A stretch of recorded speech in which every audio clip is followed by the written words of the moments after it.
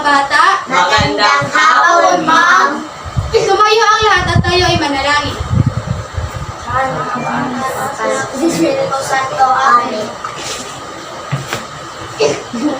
Bago tayo magsimula, balik-aral muna tayo. Sino sa inyo ang nakakatanda sa papuri? Leonard.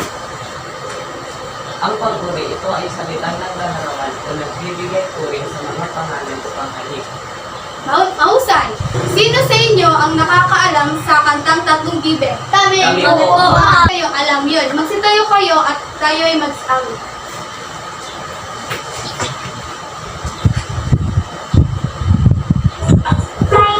Ay akong nakita, mataba, mapayat, mga bilin. Ngunit ay lokak sa likod ng isa. Siyang leader na nagsabi ng kwak, kwak, kwak, kwak, kwak, kwak, kwak, kwak. Siyang leader na nagsabi ng kwak, kwak. Meron akong maliit na kwento. Ang gagawin nyo ay basahin yung mabuti. Ang pamagat ng kwento ay ang magkaibigang Gibe.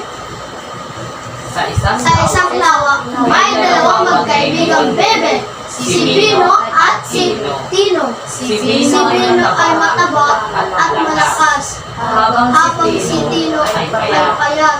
ngunit ang mabilis lumangoy. Isang araw, nagkaroon ng alisahan sa panahon. Sumalis at Nino, hindi alintana ang kanilang anyo. Sa gitna ng paligsahan, Nahirapan si Tino dahil sa lakas ng agos. Agad siyang tinulungan ni Tino gamit ang kanyang lakas at makasama silang nakarating sa finish line. Hindi man sila ang nanalo, pinuri sila ng lahat dahil sa kanilang pagtutulungan. Napatunayan nilang hindi lang ang kanilang pagkakaiba sa inyo.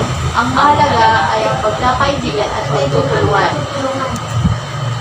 Ano-ano ang mga salitang ginamit sa paglalarawan sa magkaibigang Gibe? Yes, Leonard. Mataba at malakas. Joy. Papayat, Mahusay. Mark. Napakabilis. Madali. Ano ang tawag sa salitang iyon?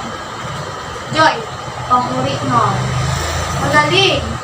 Magbigay nga kayo ng halimbawa na ginagamitan ng papuri. Leonard. Si Akia ay maganda. Magaling. Joy. si Jeo ay matalino. Mahusay. May idea ba kayo kung anong tatalakayan natin ngayon? Mark. Antas ng pangkulit, ma'am. Mahusay. Ang pag-aaral natin ngayon ay ang antas ng panguri. Ngayon, mga pangkuring ginamit sa paglalarawan kanina ay naaayon sa kanilang antasan o tinatawag na antas ng panguri. Mayroon tayong tatlong panguri. Ito ay lantay, pambing, at pasuklod. Sabay-sabay natin basahin. Antas ng pangkulit. Lantay o pananiwan nito ay naglalarawan ng isang matani ng tao. Bagay na barong mangyayari. Ang halimbawa nito ay ang sinabi niyo na matangkad si John Lloyd. Pahambing. Pambing. Ito ay pagtutulad o paghahambing sa dalawang tao, bagay, lugar, hayop o pangyayari. Ang halimbawa nito ay sinasabi niyo na mas matangkad si John Day kaysa kay John Lloyd. May mga pananatayang ginamit sa pangkuring pahambing gaya ng mas at higit. Lord, ito ay ginagamit sa dalawang tao, bagay, hayop, lugar o pangyayari. Ang halimbawa naman nito ay ang sinabi niyo na pinakamatangkad si Justin sa tatlong mga magamit tayo ng mga pananda gaya ng pinaka, napaka, at tubod. Naiintindihan po ba? Opo. Ngayon, magkakaroon tayo ng pangkatang gawain. Hatiin po pa sa tatlong grupo. Kung tayo magsimula, narito ang dapat tandaan sa pagsasagawa ng pangkatang gawain. Basahin. Ang dapat tandaan sa pagsasagawa ng pangkat gawain. Huwag maingay. Basahin mabuti ang mga kaluto. Tapusin ang gawain sa isang oras. Kailangan tulong sa gawain ng grupo.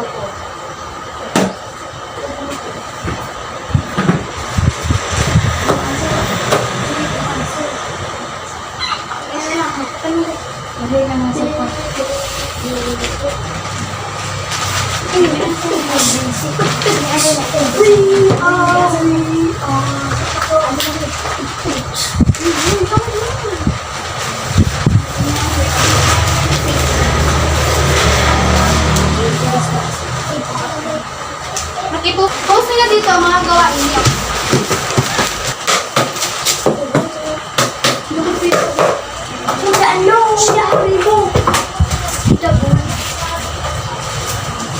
Sa lahat ng inyong mga ginawa. Magandang hapon sa inyo. Narito ang pangkat 3 upang ilahad sa inyo ang ginawa ng pangkat 3. Paano to? Gumawa ng pangungusap gamit ang mga kantasan ng pangkat. Mabilis. Mabilis ang takbo niya. Nantay. Mabilis ang takbo niya. Pahambing. Mas mabilis ang takbo niya.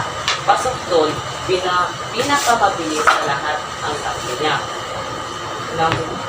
Malaki. Pahambing mas malaki ang lantay. Malaki ang pagkakagawa. Pasok doon. Pinakamalaki. Malinis. Lantay.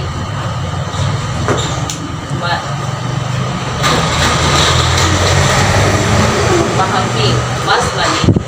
Pasok doon. Pinakamalinis sa lahat. Magaling! Lahat ng inyong sagot ay tama. Bibigyan ko ng 10 na punto. 10 na punto. Palakpakan. Ano nga ulit ang tatlong antas ng pang-uri? Joy. Pambling ng tayo sa doon. Magaling! Sa tingin nyo, bakit kailangan natin matutunan ang tatlong antas ng pang-uri? Jonay. Para po malaman natin kung ano ang tamang atas ng pagpuri ang gagamitin sa paglalarawan ng isang dalawa yung pagmamay na umamin. Magaling! Tungkol saan nga ang pinag-aralan natin ngayon? Mark. Tapos na pong ulit. Magaling! Bakit mahalaga ang matutunan natin ang kaantasan ng pang-uri? John. Mahalaga ang pag-aaral ng kaantasan ng pang-uri upang mapahusay ang ating kakayahan sa pagpapahayag at pag-unawa sa mga detalye at katangian ng mga bagay. Mahusay! Basahin ang panuto. Dahil ang bawat pangusap isulat sa patlang ang tamang antas ng pang-uri. Kung ito'y ay panghamilin sa pagtutol. Tapos na ba kayo? Ipasa sa unahan. Sandang aralin. Basahin ang panuto. Panuto, iguhit ang iyong tahanan at Ilarawan ito gamit ang